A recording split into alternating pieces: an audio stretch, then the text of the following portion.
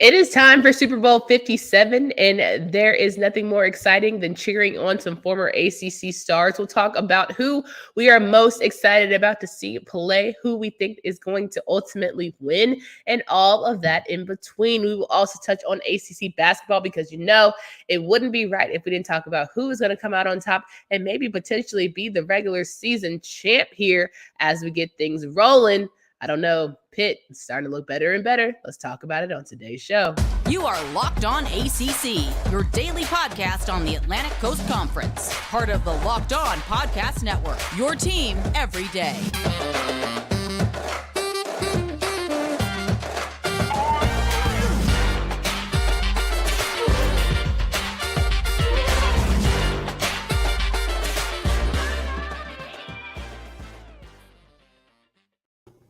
Good morning, everybody. Welcome to today's edition of Locked On ACC. I'm your host, Candace Cooper, joined by Kenton Gibbs. And yes, today's episode is brought to you by our friends at FanDuel. This episode, is brought to you by the guys from FanDuel Sportsbook, official sportsbook of Locked On. Make every moment more. Visit FanDuel.com/Locked On today to get started.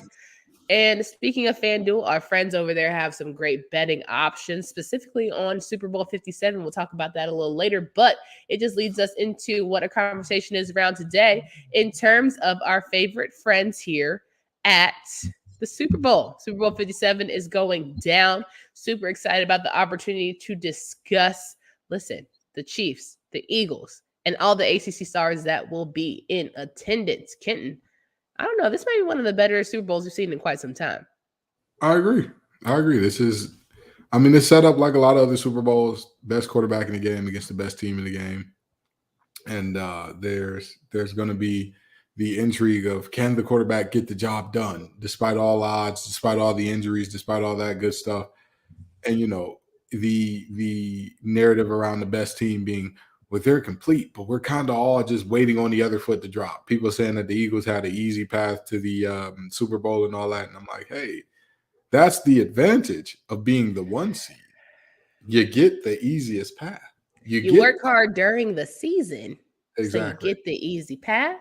Okay. And you also, I'm sorry. I was going to say also the Giants are in that path. So you already knew what time that was. I'm a Giants fan, so I can say that.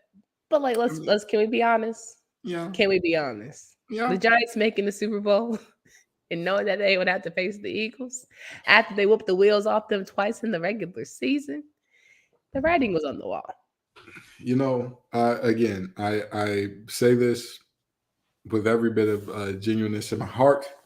Again, in football, they tell me all the time, especially for a defensive lineman, you win before the snap even happens half the time. With alignment and knowing your assignment, if you do the work early, the actual physical part becomes easier. If you know what play they're going to run based on formation, based on how the guy's leaning, all that good stuff, you know what's going to happen. At the end of the day, the Eagles did their work early. They got the easy path because they did their work early. That's very true. Not only that, the teams that were supposed to be the big dogs on the block to make it difficult for them, it didn't work out. It didn't work out. Show up to the big dance. That's very true. And we have some ACC stars that will be on the Philadelphia Eagles. We'll start with them. Avonte Maddox, cornerback out of Pitt.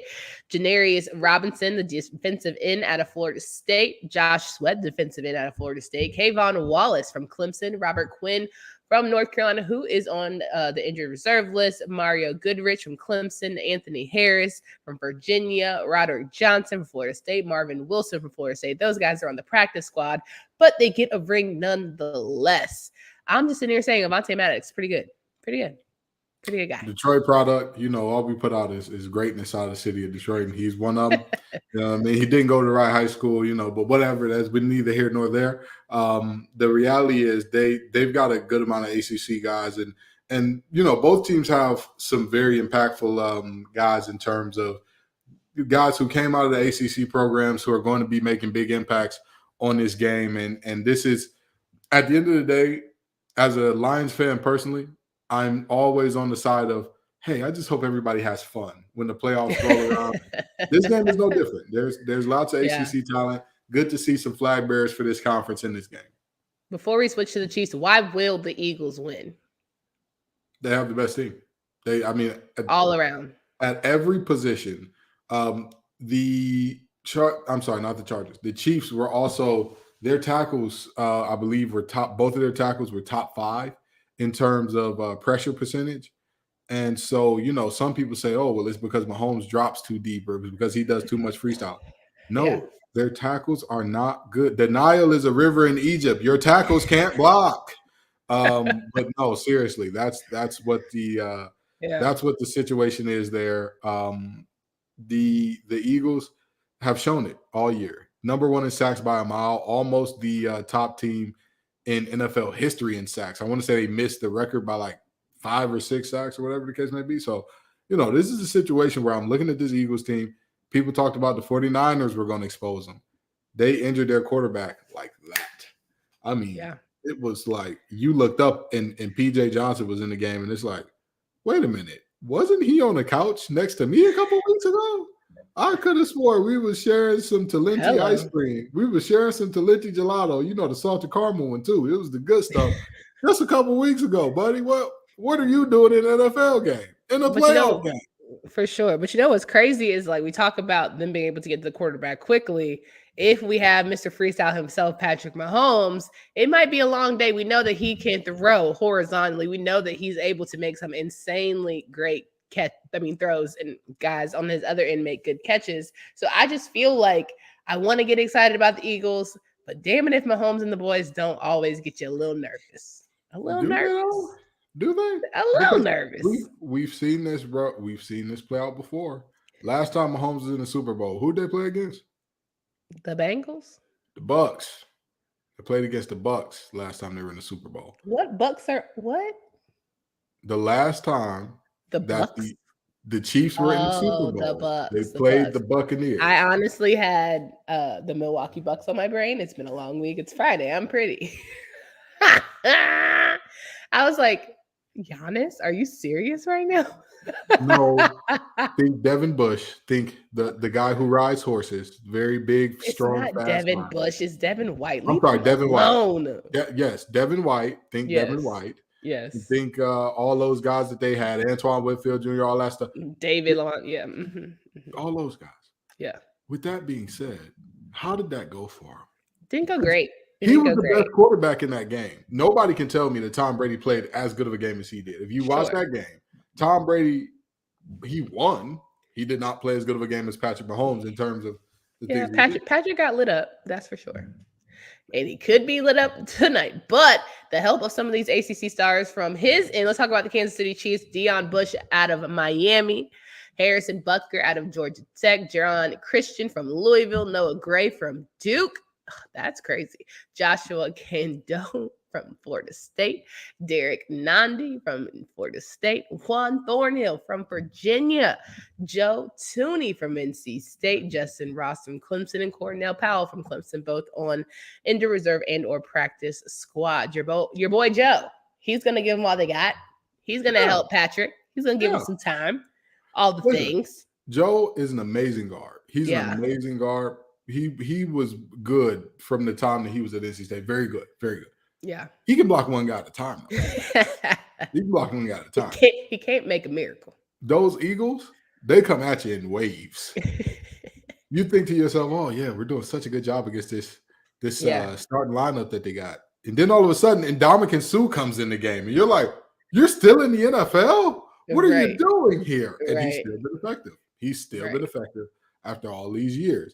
You know, so I'm looking at these guys and I'm just very simply saying to myself, hey, I'm never going to root against my old teammate in Joe Tooney. He's a good guy as well. He's a good dude, just a good human being as well.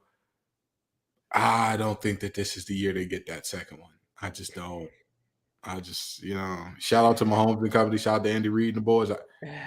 I don't see it. It's not it. Okay, good to know. Well, we've got a lot more to go over here when it comes to ACC in general. We're going to both pick the Eagles to be the Super Bowl champions. If you want to bet on that, hey, do I have a deal for you? Our friends at FanDuel have the no sweat first bet for Super Bowl 57 that you can get in on. I promise you will not be disappointed. You get $3,000 back in bonus bets if your first bet does not win. How do you like that for size? Listen, FanDuel Sportsbook app is safe, secure, and super easy to use. Best of all, you can get paid your winnings instantly. We love instantaneous. Okay, the number one sports book is FanDuel. Go to FanDuel.com/locked-on to claim your no sweat first bet on Super Bowl 57. That's FanDuel.com/locked-on. Make every moment with more with FanDuel, official sportsbook partner of the NFL.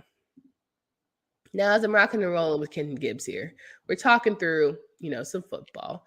One of our favorite things to do. I love a little messy basketball, though. Can't help myself. I know a few things. I don't know everything, but apparently, people like to, test my gangster on this show. That's fine. NC State starts off the weekend here for men's hoops, facing off against Boston College. You say to yourself, should be a gimme for NC State. Okay. Play that game if you want to. Boston College team who just beat Virginia Tech in Blacksburg.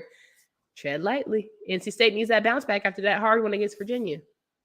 Unless L. Ellis and company are coming through your arena, there's no such thing as a gimme in this conference.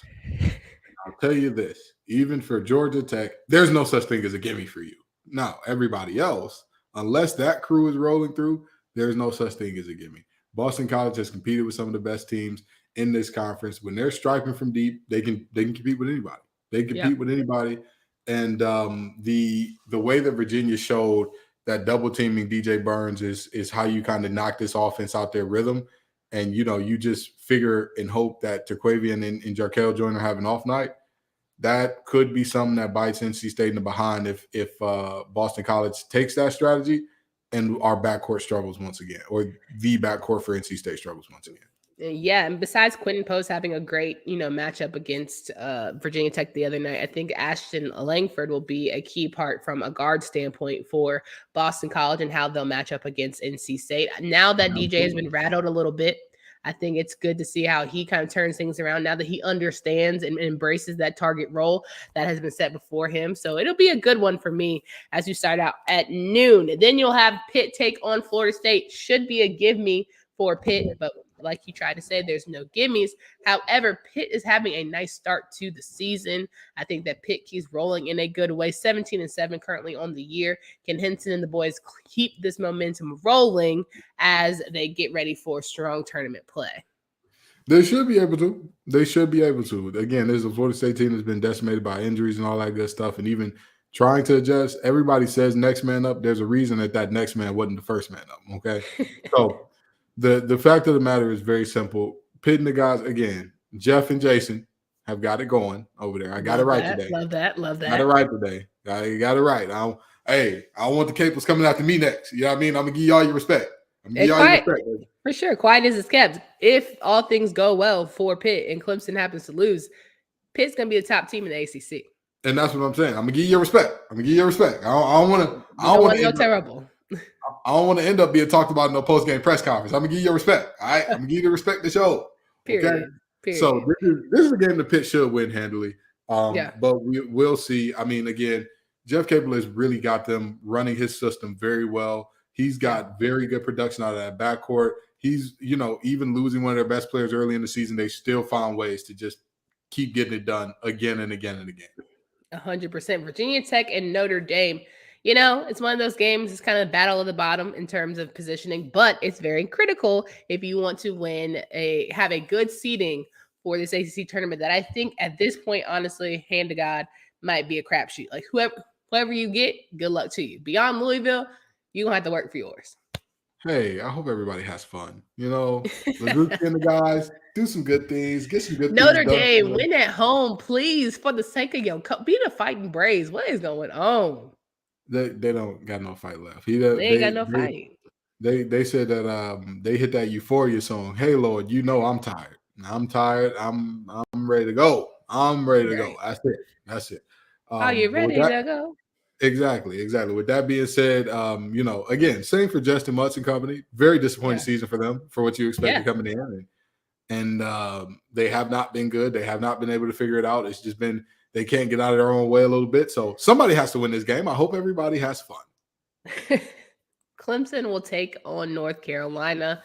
Clemson, there was ever a time where you got to just stick it to a team, like really stick them in the gut, this would be the game. Only because you know that your positioning here in the ACC is on the line. For North Carolina, your season is on the line. There are different stakes for this matchup. North Carolina, according to bracketology, is not in the first 4 out. They're on the next 4 out. Clemson, okay. Hunter Tyson, Hall. This is a desperate team. We all know the rule. An animal leaps highest win, Miss Cooper. When it is, I don't know, desperate. When it is wounded. An animal leaps highest when it is wounded. This is a UNC team that is battered, that is bloody, that is dead. I'm going to tell you what. Yeah. They don't like each other. They don't talk to each other off the court. They don't talk defensively on the court, according to Jeremy Roach. Now, these are, of course, they don't talk to each other off the court. Speculation. There's many allegations going into them not speaking to each other off the court. Many sources have confirmed this to me, but that's another story for another time. We're not going to get into that. Long story short, Clemson put this team out their misery. Don't you let them hang around, because if you let them hang around, they'll get some confidence. If you let them hang around, you'll end up getting in foul trouble. If you let them hang around, all of a sudden, Caleb Love, he's going to make 2 in a row. It's going to happen at some point in time. Hello. You don't want those 2 in a row that he makes to be the 2 that beat you. So. It's not for a lack of talent. It's definitely for a lack of just having that mental toughness right now for North Carolina for sure. So we'll see how it all pans out. Duke absolutely. and they have less chemistry than a kid who failed science all his life. So, you know. Duke and Virginia, this Duke team, you know, however it goes, sometimes they're in it, sometimes they're out of it. Sometimes they show that they got the stuff. Sometimes that they show, hey, I can't go on the road. They're back on the road against Virginia, a team that knows how to win at home. Virginia going to run them up out that gym. They're going to run them up out that gym. And by the way, Virginia's fans are so nice. They're really kind people. Shout out to Virginia fans. Good people. What lie? Why are you telling lies on the show already? It's what? Friday. Virginia fans? Yes. Based on what evidence? They have been very kind to us in the comments, and also been very kind on Locked On Wolfpack comment. They've been very kind. Very, very good people. Very, very nice people. You know, I'm just saying. Just saying. We ain't never talk junk about Virginia for real. We talk about how good their coach is. Like, we don't talk junk about them. We've talked about every time we talk about their football season, even before the tragedy, there was nothing good. There was like literally nothing good that we would say other than like, it's Elliott's first year. You got to give him time. That's it. That's all. Okay. Georgia we talked Tech about that one quarter they had that was having a good year. That's it. So. Nick Jackson was pretty okay. Anyway, Georgia Tech, Wake Forest. Wake Forest, a team that has established themselves to be pretty good, but now they got to figure things out, moving forward. I'm hoping that they can keep the momentum rolling after dominating North Carolina. Just don't stop on the brakes now. You got what you wanted in terms of being a team that's, kind of steadily, securely in the NCAA tournament, wave. Don't blow it, especially with a team like Georgia Tech. Yeah. Can I tell you something? Not so fast, my friend. According to bracketology, they're in the first 4 out. They're in the bracketology about to get on my nerves now. I'm just telling you, all of y'all. Y'all don't know. Y'all don't know what are y'all watching with ACC basketball? Help me understand what do y'all be comparing these jokers to? I don't watch enough basketball around the country. I really do have hard enough time watching 14 teams.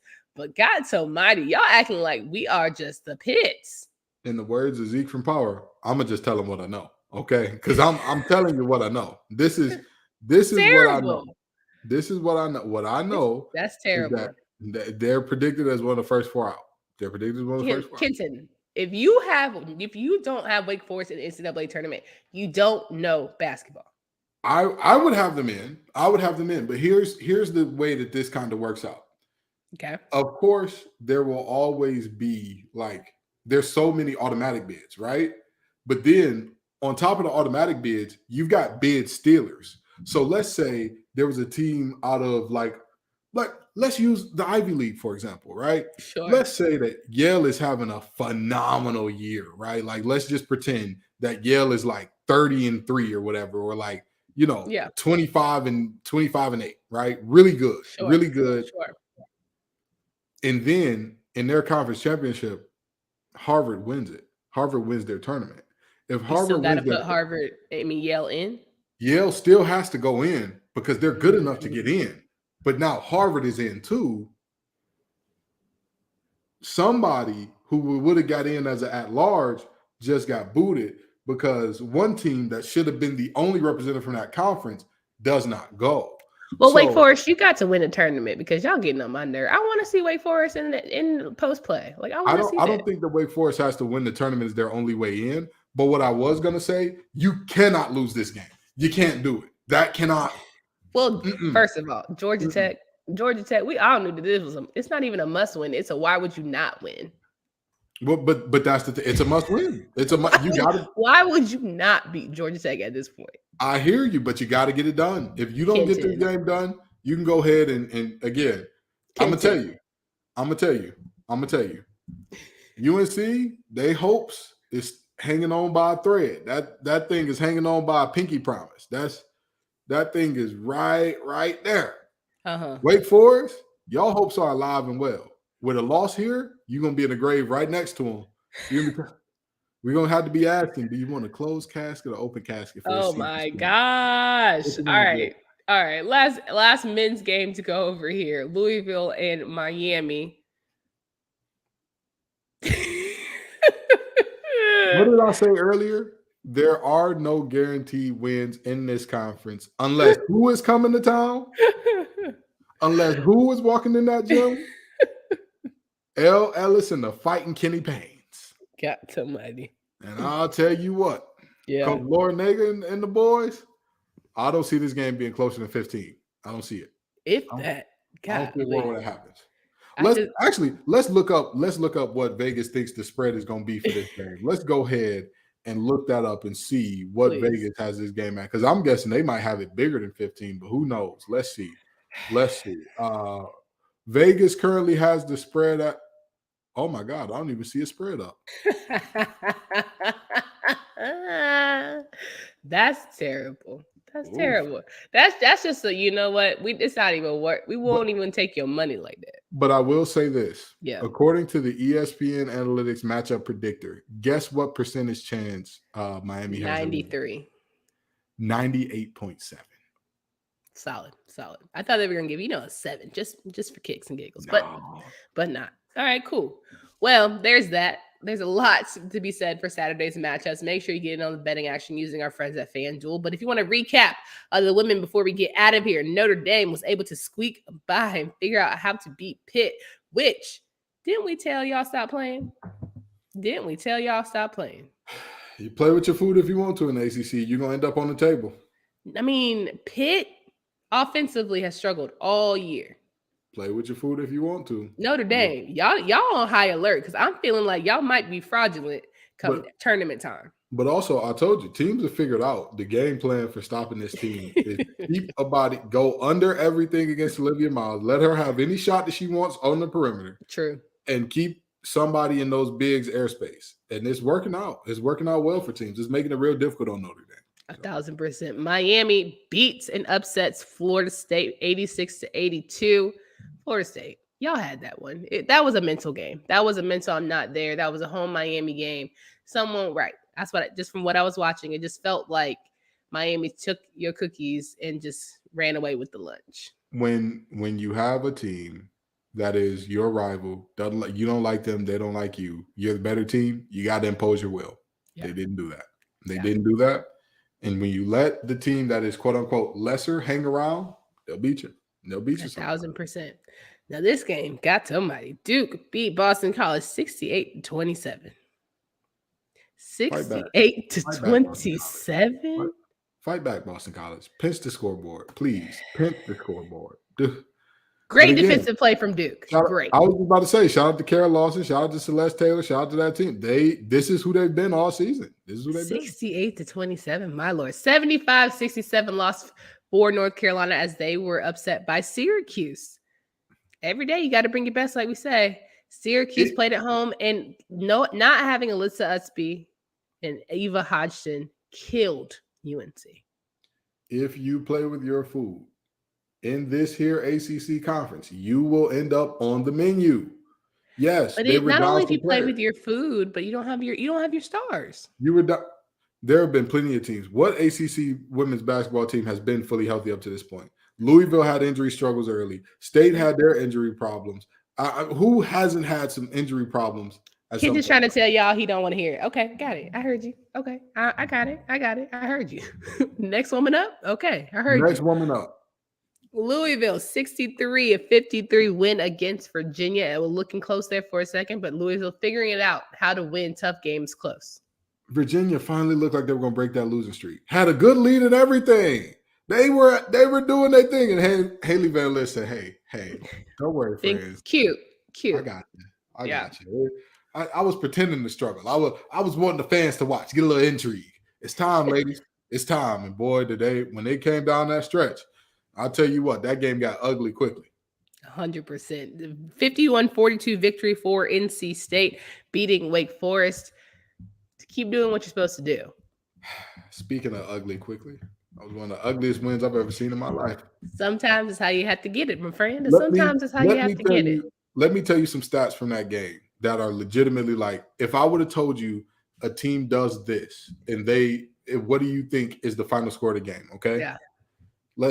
They did not make the team did not make a single three all game. Not a single 3-point attempt was made all game. This team had a 1-to-5 assist to turnover ratio, not 5-1, 1-to-5, 2 assists, 10 turnovers.